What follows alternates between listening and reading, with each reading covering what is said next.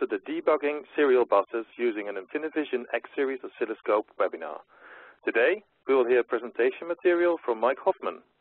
Mike is a marketing engineer at Agilent Technologies Oscilloscope Product Division, and he has a Bachelor of Science degree in Electrical Engineering, and his passions include golf, biking, traveling, and working on new projects around the house.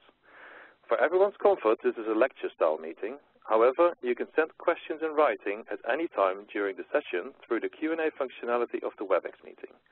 We do our best to answer your question during the session, but may come back later to you if we run out of time.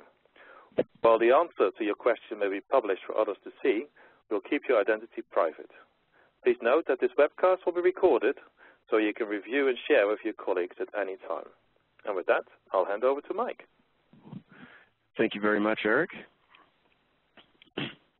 Okay, so welcome to the presentation on debugging serial buses with an Agilent InfiniiVision series oscilloscope.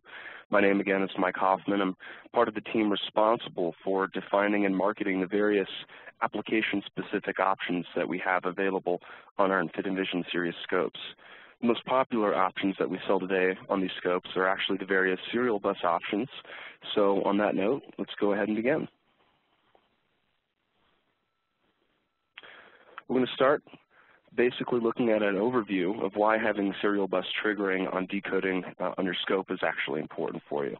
And then next we'll take a look at a brief overview of each of the serial buses that our InfiniiVision scopes support, and then we'll talk about some advantages that our scopes have over some other things out there in the market, including segmented memory and a few other features that we believe will make your job a lot easier when working with these serial buses.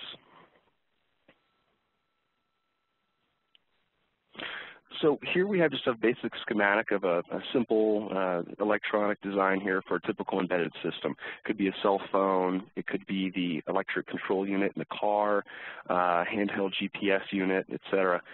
And with these embedded systems, they have commonalities. They're typically based on control by a microcontroller or microprocessor here.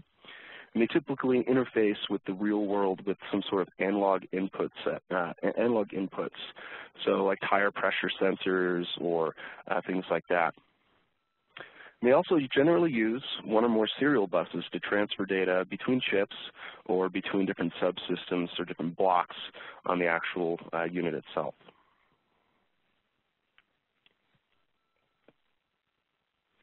So here's a brief list of the different buses that our InfiniiVision scopes support. These are all lower speed serial buses with baud rates of about 100 megabits per second or lower. Very pervasive in the electronics industry here. Things you'll recognize like I2C or I2C, SPI or SPI, generally used for chip-to-chip communications, for example, between a memory controller and the memory itself. We also have a number of UARTs that we support, generally used to communicate between computers and peripherals like a printer, something like that.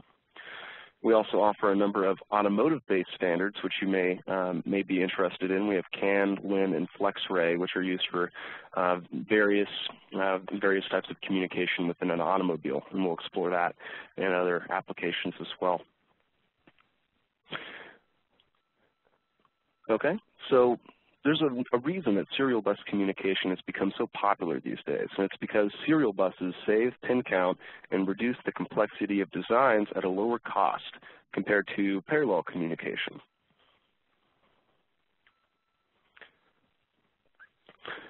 So why are there so many different types of serial buses out there? Why not just have one serial bus that's the best of the group and everyone uses that? Well, one bus doesn't fit all. If it did, that bus would be very costly and complex, because some buses, such as SPI, have been designed to be very cheap and very easy to implement. Other buses have been designed for speed. Other buses have been designed for extreme redundancy and error checking for very critical systems, such as airbag sensors and things like that, where it's not about cost or speed, it's all about error detection and robustness, and it's always going to work. Finally, some buses have been optimized for transmitting over very long distances in noisy environments, such as within an aircraft. So that's also something to consider for other different serial bus protocols and designs. An automobile is actually a good example of a system that has many types of serial buses all in one system. You might see I2C and SPI buses used to control, a variety of units within the actual engine itself. You might see LIN buses being used to control low critical systems such as your windows, your mirrors, your seat positions. You might see CAN buses being used for more critical systems because of its error detection, such as airbag deployment, braking, ABS systems, things like that. And then you might see FlexRay being implemented for very, very fast systems, things that need to be quick, such as powertrain or engine control, things like that.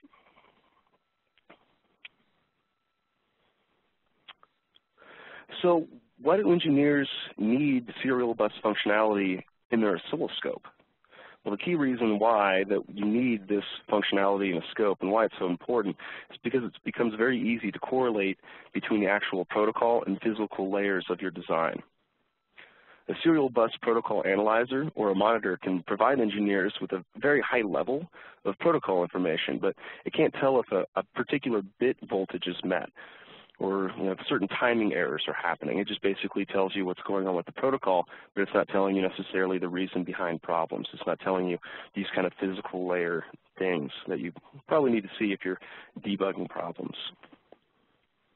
It's often necessary to measure these kind of things, such as bit timing and voltage, so you can do time correlation between particular bits to the actual protocol itself. It's especially important in some of the higher speed and long distance buses like CAN, FlexRay, or the military aircraft standards, where bit timing and jitter can actually become a pretty important thing as you have very long lines on the bus, so there's a lot of propagation time.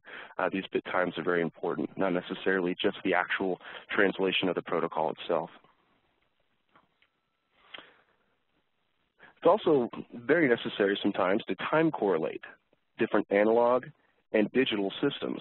For example, maybe a particular serial bus is supposed to reposition an actuator, like, for example, a window motor. Did the motor subsystem actually receive this serial bus instruction and generate the requested analog signals to the actual motor itself? Well, it's tough to tell unless you have a scope that can actually read both of those, the different domains, and time correlate them on the scope for you. So it helps looking at a kind of a cause and effect relationship in these serial buses.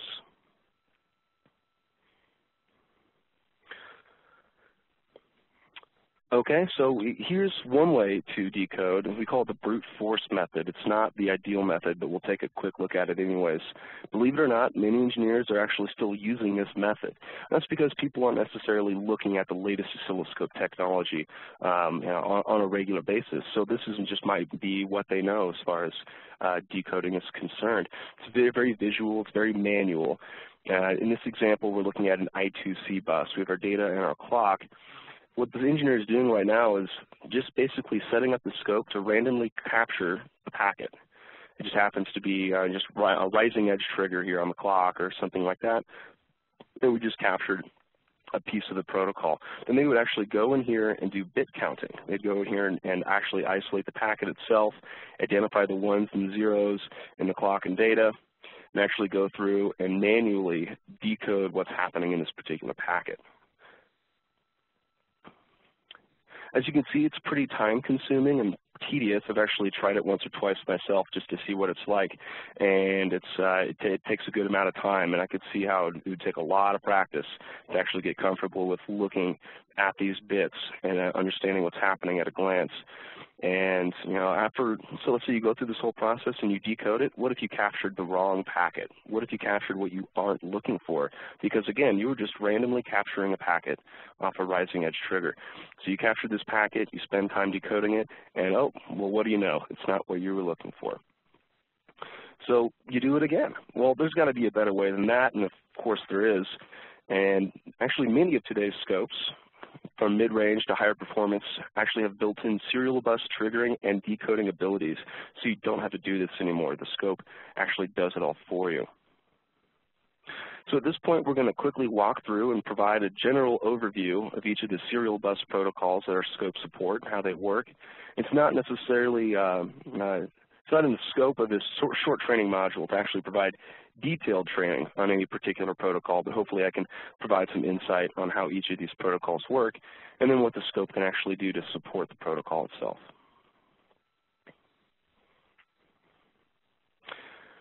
Okay, the first one we'll look at is I2C, or I2C, whatever you want to call that. It stands for inter-chip communication, I believe, and it's most commonly used in low-speed buses for chip-to-chip communication, again, such as between a memory controller unit and the memory device itself.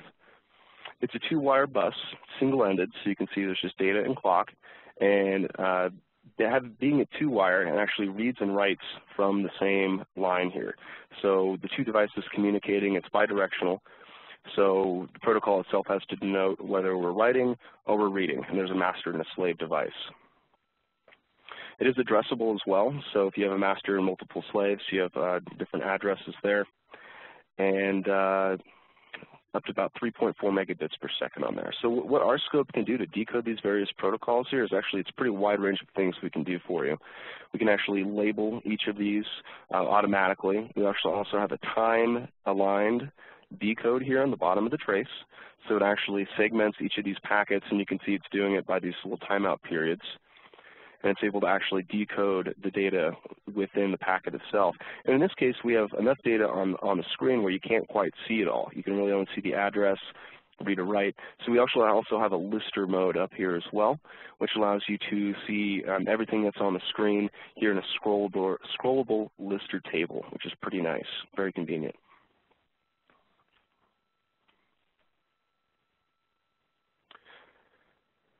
Okay. The next common protocol that you'll see, again, in many low-speed serial buses is SPI, usually pronounced SPI. It's, again, used for board chip-to-chip communication. This bus is a little more complicated. It requires up to 4 wires. It can be simpler, but usually 4 wires.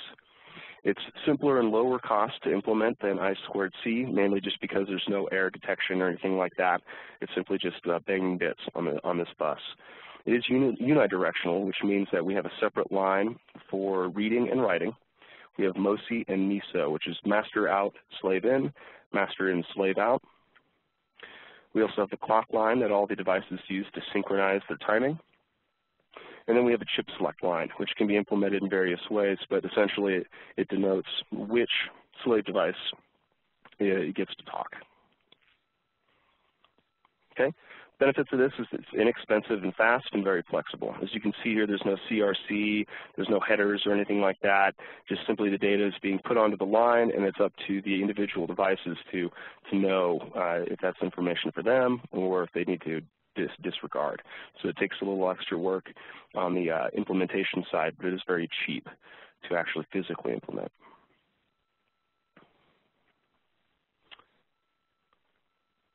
Another very common protocol, it's actually one of our most popular protocols, is RS-232 or different UART protocols. It's, again, also another 2-wire serial bus with embedded clock.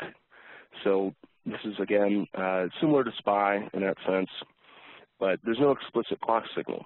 So the different receivers recover the clock from the signal using a known baud rate that they all agree to with a synchronized start bit that you can kind of see right here. Okay. Primary application for this is, again, communication between peripherals and a computer, such as a computer and a printer, or remote programming of a device. Our scope itself can support up to 5 megabits per second, but it is user customizable. So whatever your system happens to be, we can support that baud rate for you. Customizable, we also have a large list of predetermined baud rates that we've found to be popular, but besides that, you can actually program your own baud rate. Again, as before, you'll see the lister table. In this case, we have a little more information than we had. So we have an error column, and it'll actually decode errors for you. In this case, we can see we've caught a parity error here on the last byte. Okay. Now we're getting into our automotive applications. This is CAN, a controller area network. It is, again, another 2-wire. There's actually a differential with an embedded clock in here. So there's actually 2 signals. There's a CAN high and a CAN low, and it's a differential twisted pair, so as to avoid any EMI kind of problems there as far as interference is concerned. Probing this bus requires a differential active probe, which means that all you need is one channel to capture and decode the bus if you have that particular probe. Otherwise, you can probe the high and low separately. The bus was initially developed by Bosch for automotive applications in cars, but it's actually used today in a wide range of different automation equipment and medical equipment due to its robustness. Its key attribute is that it can actually be used for a very long range of communication, up to about 10 meters of distance, which on one wire without a repeater. And since it's a differential bus, it has a lot of noise immunity. Again, the way it's set up physically, twisted wire pair. The speed isn't quite as high, only up to 1 megabits per second, which our scopes support. And the highest you actually usually see in industry is about 500 kilobits per second is what you see realistically. What you see here is what we've done is we've actually captured a long train of data and we've stopped the scope. And what you'll see here with this lister is you can actually use this scroll bar and scroll up and down through the lister to see a series of data. You can actually zoom in on each individual packet as well. So you capture a big long, in this case it looks like we've captured about 1.3 milliseconds here of time. This is 128 microseconds per division. And we can actually go through and scroll through here all this data. Okay, let's look at our next automotive protocol, which is LIN, L-I-N. This bus is relatively similar to CAN, but it's a little more simplistic. It is a one-wire, single-ended, so it's not differential. You have ground and then your signal level. That's it. And the clock is embedded in the signal. It is much lower cost to implement than CAN, and it's definitely usually used for non-safety critical applications. Again, because it's not quite as robust and doesn't have all the advantages of CAN, like the twisted pair differential setup. So it's used for non-safety critical applications to save cost, like I was mentioning before, windows, mirrors, things like that.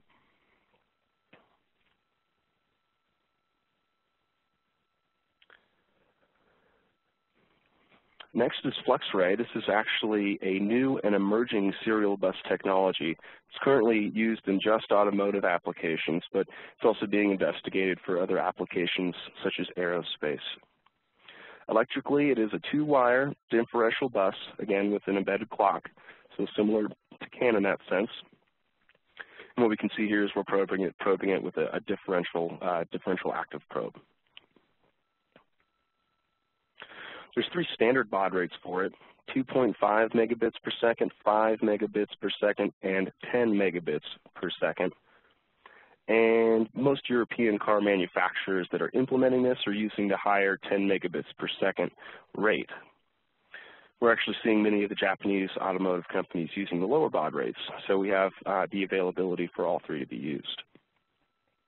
The advantage of FlexRay over CAN is the speed and its inherent deterministic behavior. And by that, we mean the frames and packets occur on a synchronized schedule in which there should never be collisions of data transmissions when various nodes in the system are trying to attempt to transmit data at the same time. So with CAN, it's actually event-driven. So all the devices are all connected to the same bus, and whenever one has something to communicate, it immediately starts communicating. And the way that we avoid collisions in that sense is through an arbitration process in CAN. So if two buses start talking at the same time, there's a certain method in which they, quote, fight it out, and then one takes precedence over the other. Well, in FlexRay, it's a time division multiplex system where each different device is given a time slot to communicate, and that way it's inherently no collisions if everything's working correctly. It's currently not being used in any safety critical applications yet because it's still in the early development and testing stage, but very soon it should be used in safety critical applications, and we're going to see it used in future things like steer by wire, brake by wire, and other such applications. So that should be interesting to see. Okay, our next two protocols are military standards that we generally see in aerospace, so let's take a look at these. We have MIL standard 1553, generally used for avionics control equipment. satellite control or other large land-based military vehicle control applications. And it's been around for quite some time, over 35 years. Electrically, it's a 2-wire differential bus with an embedded clock. So again, you'll need a differential active probe to take a look at this signal. It's typically based on a 1 megabit per second baud rate, although lower speed buses are used. Although most of the buses we've been looking at today are based on the non-return to zero encoding, this actually uses a different encoding. It's a Manchester tube biphase encoding. So with NRZ, if a bit is high during a bit time, it's a 1. If it's low during a bit time, it's 0. With Manchester encoding, there should be an edge transition during the middle of every bit time. So if signal transitions from high to low during the middle of a bit time, it's a 1. If it goes from low to high, then it's a 0, which would make the visual bit counting technique we showed earlier a lot more difficult. This bus goes by different names in different countries around the world. It's widely used in all NATO countries, but it has also been implemented in some other countries such as China.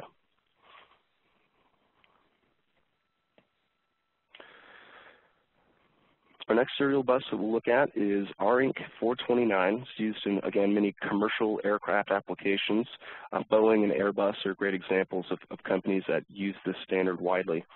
Again, it's a 2-wire differential bus twisted pair with an embedded clock. Number of baud rates, generally we see 100 kilobits per second or 12.5. And this is actually a return to zero bi-level with 3 states. So we can see it's high, idle, or low.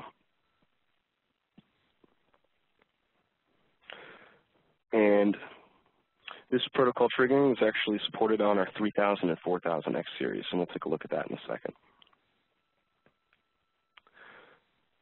All right, our next protocol that we support is called Integrated Interchip Sound, or I2S, I2S. It's used for digital audio. So it's a 3-wire system with a single-ended clock signal. Right here in the middle you can see. The polarity of the word select indicates whether the data is transmitting to the left channel or the right channel. So we can see that here on the bottom.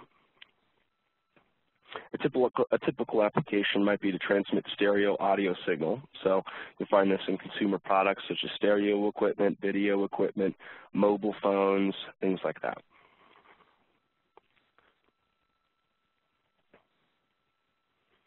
Okay.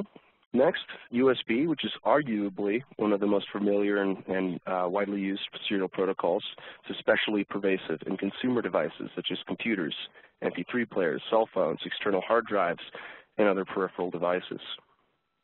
There are actually 3 common speeds of USB. We have 1.5 megabits per second, which was originally denoted as USB 1.0. And then that's our low speed. Then we have our full speed, which is 12 megabits per second. And then we have our high speed, which is 480 megabits per second. There's also the super speed, but we're not going to talk about that today. It's actually not supported by our InfiniiVision scopes. It's just too fast. We don't have the bandwidth to measure those. But there is also a 3.0. And these speeds have been retrofitted for the 2.0 protocol. So these are all actually 2.0 buses, but they come in 3 different speeds. And we will generally see these lower speeds in things like keyboards and mice or other low-speed peripherals. And then we'll see the full speed and the high speed in things like USB flash drives or external hard drives or other high-speed devices where there's a lot of data transfer. The physical protocol itself relies on bit changes to determine 1s or 0s using the NRZ-I method. So if a bit changes, it represents a 0. If it persists, it represents a 1. So it's probably better if you're interested, more deeply interested in the protocol itself, you could probably do some research online. There's some great pages out there explaining that protocol. It also uses bit stuffing to ensure there's enough bit transfers to recover the clock because it is an embedded clock signal. So for example, if there's 8 logical 1s in a row, that means the signal is not changing 8 times in a row. And the protocol itself, it stuff a 0 in there to force a transition.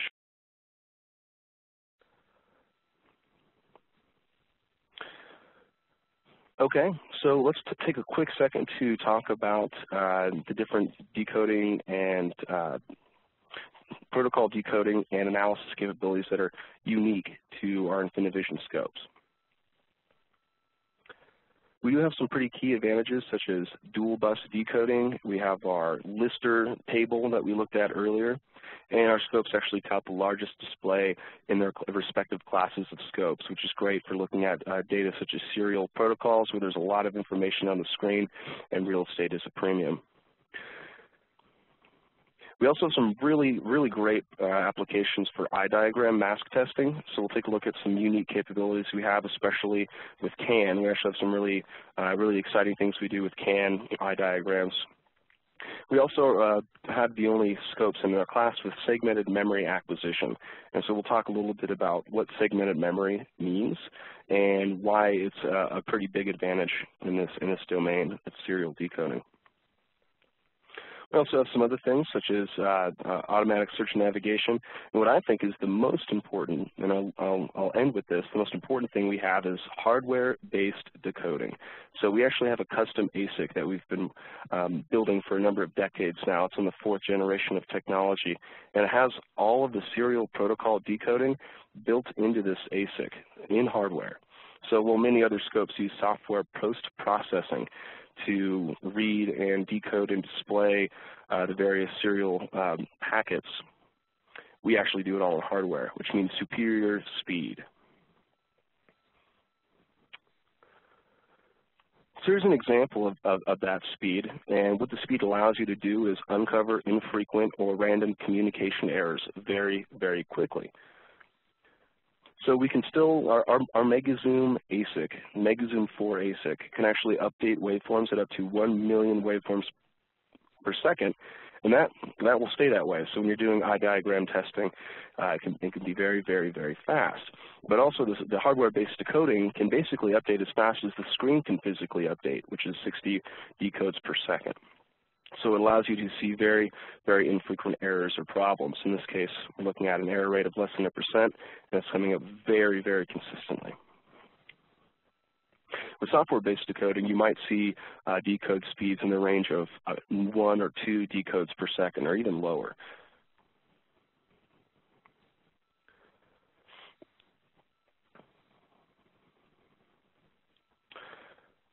Our dual bus serial analysis is also a pretty great feature that we have here. So not only do we have the lister ability, as you can see it's actually interleaved between the 2 decodes. So we have both time-aligned traces in the bottom and an interleaved lister display. And in our 4000X series with a much larger screen, you can actually pull that up to full screen, and it really kind of turns almost into a protocol analyzer at that point.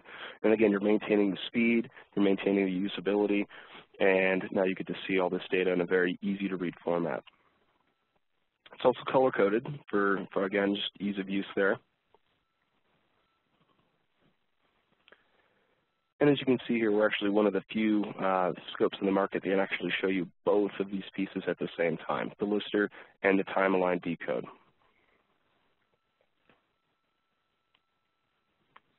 We also include automatic search and navigation on our serial buses, which makes it very easy for you to find particular events of interest very quickly. So in this case, we've captured a very long stream of serial data here on CAN specifically, and all you have to do is press the front panel search key. It allows you to search through the record for anything you want. In this case, we're looking for errors. So it'll actually go through the record, identify all the errors with these white triangles here for you, and you can scroll through the errors using the arrow keys on the front panel, and it'll actually highlight each of the errors within the lister for you as well. We've actually done some anonymous focus group testing, and we found that our implementation of search and navigation is much easier and more intuitive than other vendors' oscilloscopes. So that's something that we're happy to hear, and we keep it simple. There are a lot of different implementations of search and navigation out there, and it's really up for you to decide what's easiest for you, but we believe ours is the easiest.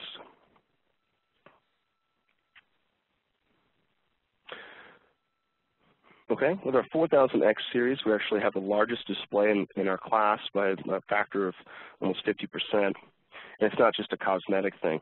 When you're actually capturing multiple signals at once, in this case we have a lot going on here on the screen, that real estate can really help you. In this case, we're looking at time-aligned decode of two different buses, CAN and LIN, with our protocol decoder up there in the top, the lister. We're also looking at some digital channels as well, with the digital bus being decoded. So a lot of information happening here. Again, when we're talking about these embedded designs, there's a lot of analog and digital things happening at the same time. You want to see the cause and effect relationships. You need to have a lot of information on the screen. So we actually show this information very clearly, and again, the largest screen in the class. So let's talk about some unique features here with our serial bus eye diagram mask testing. So our mask testing provides a comprehensive measure of the signal integrity of a serial bus. And creating an eye diagram display requires either an explicit clock signal for the scope to trigger on, or it requires that the scope be able to recover the clock from the serial data stream. Again, many protocols don't have a clock. It's embedded in the signal itself. Our InfiniiVision scopes utilize a unique hardware clock recovery system for FlexRay, for USB, and for the military standard 1553. We also have RNC 429 clock recovery, which is simply based on the bit transitions, high to low. We also have a technique for testing CAN, which is unparalleled, and it's a very, very unique capability for testing CAN buses, and we'll discuss that more in the next slide. And then we'll talk about our USB 2.0 compliance testing on the slide after that. And again, with our hardware-based speed, it's actually the fastest mask testing available on any scope in the industry. It can update up to 200,000 masks per second, providing very detailed pass-fail stats, including 6 sigma quality. So 6 sigma is actually a common measurement used in manufacturing, and it means that there are 3 or fewer errors per 1 million tests. And at that rate, we can actually do a 6 sigma test in as few as 3 seconds.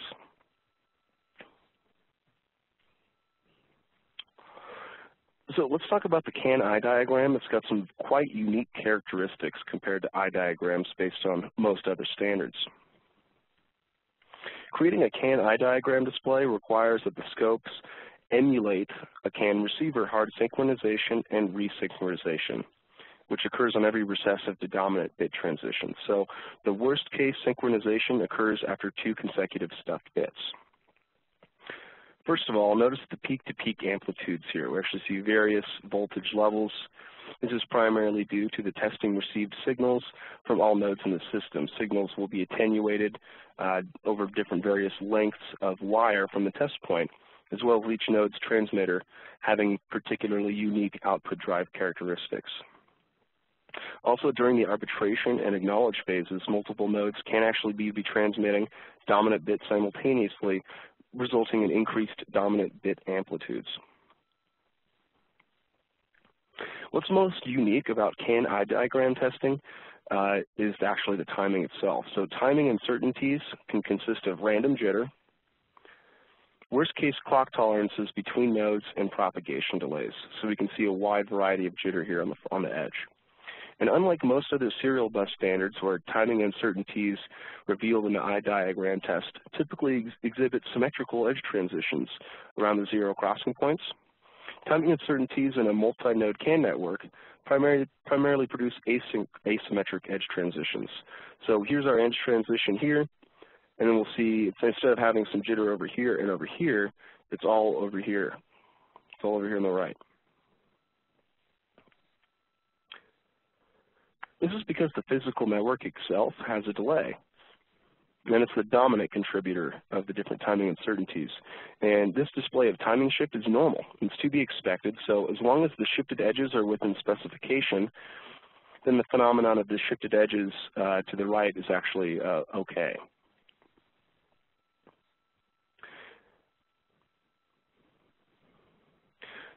Most of this network delay here is again due to propagation along the line. So you want to do this testing between the 2 CAN nodes that are as far away as possible. And then you're going to see twice the propagation delay as the signal goes from one node all the way across the network and then all the way back. Oops. far as scan is concerned, we provide a wide variety of mask files that can be downloaded for free at no charge. You choose the appropriate mask file based on the baud rate and the polarity and the network length that you're working with. So the mask here on the display basically defines a no-fly zone, the following region where the signals are never supposed to enter. If captured, waveforms actually enter this zone. The scope will display those portions of the wave trace in red, and it will count the number of errors or failures in the test. Our mask files are based on a 6-point polygon, which are popular for serial buses here, you can see. In this image, we're looking at a 500 kilobit per second system with an approximate 10-meter length. And we're looking at dominant bit low.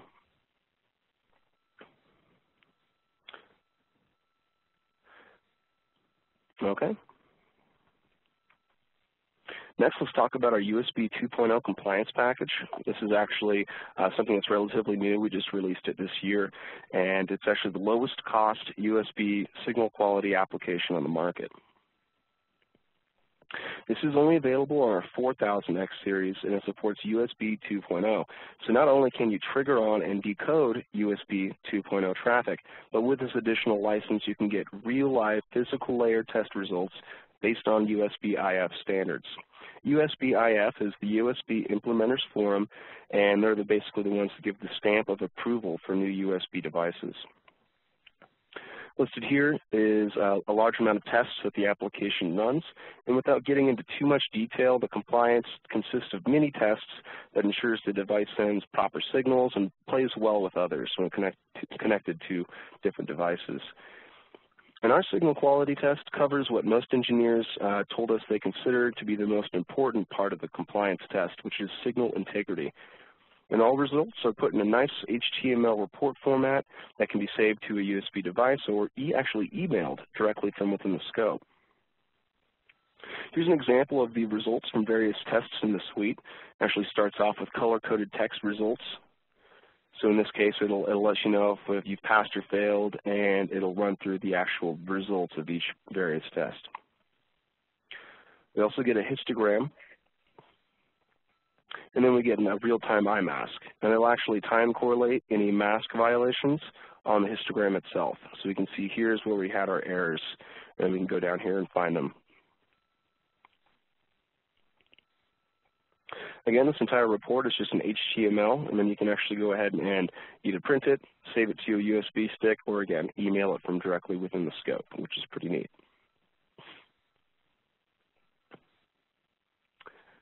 Next, let's talk about another unique capability that we have, what we call segmented memory. It can be used in conjunction with serial bus triggering and decoding. And with this segmented memory option, you set up the scope to essentially trigger on and capture selective frames or packets within the serial bus stream and capture up to 1,000 of them. It optimizes the scope's acquisition memory in order to capture consecutive occurrences of selective data without missing important waveform information. We also provide precise time tagging so you know the time between each captured event.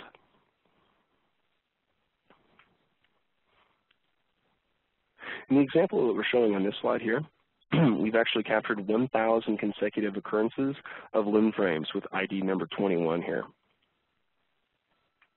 The total acquisition time was over 31 seconds, and segmented memory allows for extensive data acquisition that would be literally otherwise impossible with a standard deep memory capture. So here's a conceptualization of how segmented memory acquisition works. If the signals that you need to capture on an oscilloscope have relatively long idle times between low duty cycle bursts or pulses of activity such as packetized serial data, then using a scope with segmented memory can effectively extend the amount of time and the number of serial packets that can be captured at a high sample rate. All scopes have a limited amount of memory. You should be aware that a scope's depth of memory determines the amount of waveform time and the number of packets the scope can actually capture at a particular sample rate. So although you can set the scope's time base to a very slow time per division setting and capture a long stream of data, it's going to have a very, very low sample rate as the scope has to evenly divide all the available samples in memory across the time span we've selected. And in the process, you're going to be capturing and digitizing a lot of information you don't care about, which in this image we've represented with the flat line, and only capturing a small amount of the data you care about, like this pulse here. So in our 4000X series, we sample at 5 billion samples per second. We have 4 million samples available, which means if to capture the maximum sample rate, we can capture up to 800 microseconds. But what if the event you're looking for only happens once per millisecond? Well, there's a chance that you might not even see it at all when you do a single shot. What Agilent has done is actually compartmentalized the memory, available memory, into buckets. So in the case of the 4000X series, it's 1,000 buckets. In this picture, we're only looking at 8, but it would go all the way up to 1,000. Within each of these buckets is your trigger condition. So in this case, we set up the scope to look like this when it triggers. So just maybe a rising edge trigger, and we've moved our trigger position over a bit, and this is what we capture while we're triggering. And the scope, instead of repetitively refreshing the screen with new updates, it takes every trigger, saves it into a bucket, and then waits for the next trigger, saves the next trigger into a bucket, waits for the next trigger, saves it into a bucket, etc. So we've maximized our memory space by ignoring all the information that we don't need to save. Benefit of this is perhaps maybe you're looking for a particular error signal on your bus, and you want to capture a number of these errors and do some time correlation, or maybe you want to take a look at what's preceding the error to see what's happening, and you can essentially maximize your memory and do a lot more analysis with this tool than you could with any other traditional deep shot.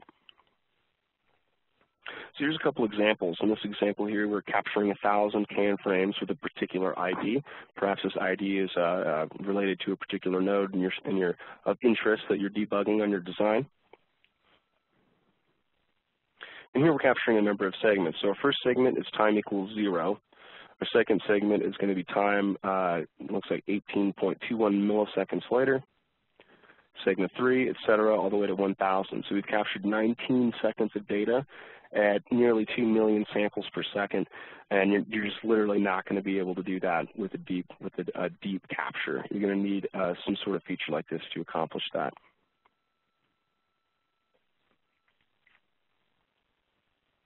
Notice it also captures errors. So in this case, we found an error here in the bus, and that can be useful for you as well. Here's another example. Here we're just capturing another 1,000. In this case, we're capturing errors specifically on a CAN bus. And so again, it goes through here. It triggers on this error. We've set the trigger condition to trigger on a CAN error. It triggers here, and the scope waits. In this case, it looks like it waits about 63 milliseconds, captures nothing until the next trigger condition. Saves that next trigger condition in the memory here. And then it waits for the next trigger condition, all the way up to, again, 1,000. In this case, we've captured 100 seconds of data, again, at nearly 1 million samples per second. So that would require much more memory than you could find on any scope in this class. So what are some specifications of the segmented memory application here? So things to consider are the minimum rearm time between segments.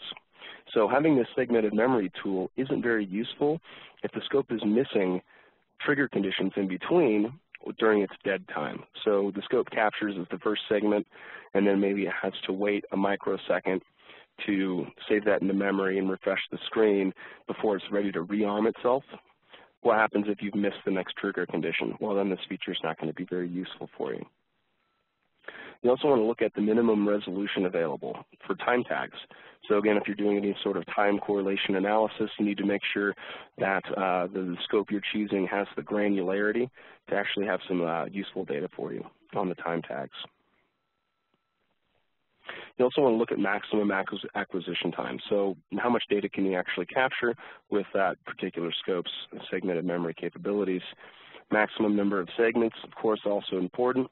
And then where can you get the segments from? In our case, it's literally anything you can put on the screen. So analog channels, digital channels, analog and digital channels, serial decode, not a problem. Literally whatever you have on screen during the trigger condition can be saved into a segment.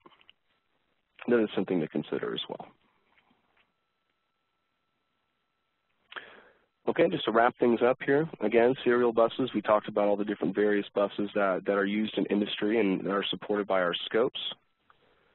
We talked about these triggering capabilities, of course, saving you quite a bit of time in your design. And we talked about some unique advantages that Agilent brings to the table, the hardware-based speed, the eye diagram, mask testing, and different unique capabilities there, and our segmented memory acquisition, among other things. Here are a list of the applications that our scope supports. So what we looked at today was a combination of the 4000X series with the larger screen and the 3000X series as well. Both of these feature our, all three of these scopes actually feature our MegaZoom 4 ASIC, again for superior speed. So that 1 million waveform per second update rate rings true here for these scopes. And this one's a bit slower. It's still the fastest in its class at 50,000 waveforms per second. And as you can see here, wide variety. The 2000X series, actually, these are all brand new. So the embedded design, which includes I2C SPI, our component level design, and our automotive serial buses, these are all very recently released about a month ago. So if you weren't aware of this before, please be aware that you can actually accomplish these decodes on our 2000 as well. Okay. Some quick specs as well, so different bandwidth points for each of the models if you're interested, different sample rates and memory depths. So with the 3000 and 4000X series, we see a lot of parallels besides the screen size, and our 4000X series actually goes up to 1.5 gigahertz. Again, that's to support our USB 2.0 protocol, which goes up to about 500 megabits per second. This is also a touchscreen, capacitive touchscreen as well. So if you haven't actually experienced one of these before, keep an eye out. We're actually doing something called the Experience Tour and the A+ Tour, seminar series. And we'll be coming to an area near you, and you can actually go ahead and get your hands on one of these scopes for a in-depth 2-hour training seminar about how to use these scopes and getting comfortable with the various features, including zone triggering, which unfortunately we didn't get a chance to talk about today. It wasn't quite in the scope, but if you haven't had a chance to look at one of these, make sure to get a look at one of these at an A+ Tour near you. And at this time, I want to thank you again for attending and open it up to any questions you might have. Okay, thank you, Mike. Very good.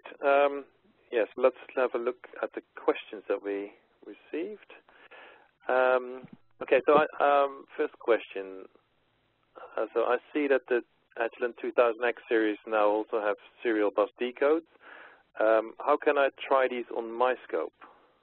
It's a great question. So what you'll want to do is go to our website, agilent.com, and find the latest firmware for the 2000X series. We actually just released a new firmware last month in April, and with this new firmware, you're actually going to see a free 30-day trial button built into the scope. So you update your firmware, it resets, it's the first thing you're going to see on the right. Begin 30-day trial, and that's going to unlock every single option on the scope for you, including mask testing, digital channels, deep memory options, and all the serial decodes, and you can try those out for 30 days. You can also go to the product page for the 2000X series and find individual 30-day trials there for many of the applications as well. So you can do both of those in tandem if you wish. Thank you, Mike. The next question, so what kind of probes do you recommend for serial bus applications? Sure. So it depends on the protocol itself. As we spoke of, many of these protocols are differential dual twisted pairs, and for that you'll want a differential active probe. Other single-ended signals, you can get away with a single-ended passive probe, which actually just come with your scope. So if it's a lower speed single-ended bus, then you don't need to worry about it. You can use the probes you have now. Other things to consider are speed. So with the USB 2.0, you're going to want an active probe for that as well if you're working with the high-speed protocol. And that's due to the bandwidth of the signal. So you want to make sure that the bandwidth of your probe can handle the bandwidth of the signal you're probing. Okay, thank you. One more question. Does the search and navigate functionality also work with the segmented memory? Absolutely. So if you take a long segmented memory capture, you can, again, do up to 1,000. You can search through those as well for particular segments. Okay, great. So if using an MSO, should I use the analog or the digital inputs, and why should I choose one or the other? Great question. So the purpose of an MSO is, again, to provide up to 16 additional channels, but you're not going to see the signal quality with digital channels. So digital channels are binary, high or low. Your analog signals are 8 bits, up to 256 levels. So if you're looking at a signal for the first time and you want to see the quality of the physical layer, you're going to want to use your analog channels. But if you're okay with the physical layer and you're just trying to do some protocol work, then the digital channels will work for you in that case. Okay, great. Thank you, Mike. So that was all the questions that I've seen in the Q&A. Oh, there's just one more coming in now. Do we need to store data and then search for errors, or can the scope trigger on stop on error in real time? Okay, you can absolutely stop on error. So essentially, you would just set up the scope to do a single shot, and then set it to trigger on an error and put it in single mode, and then the scope will stop itself on an error. You can also do the same thing on mask testing. So you can set up the scope to do a mask test and have it stop on error, and as soon as there's a violation of the mask, it will stop. But if you're referring more to a protocol error, then yeah, you would just essentially set it up to trigger on an error. Or I might suggest using segmented memory and capturing a number of errors. And that way you get your first error that you were interested in, and then maybe some subsequent data as well. But yes, you can do that. And you wouldn't need to do a big single shot and then search for errors. That would be the hard way. So. Okay, thank you, Mike. I think that's all. So in a few seconds' time, when I close the webcast, an evaluation form will pop up on your screen, and we do appreciate your feedback. Thank you again for your attendance, and I wish you all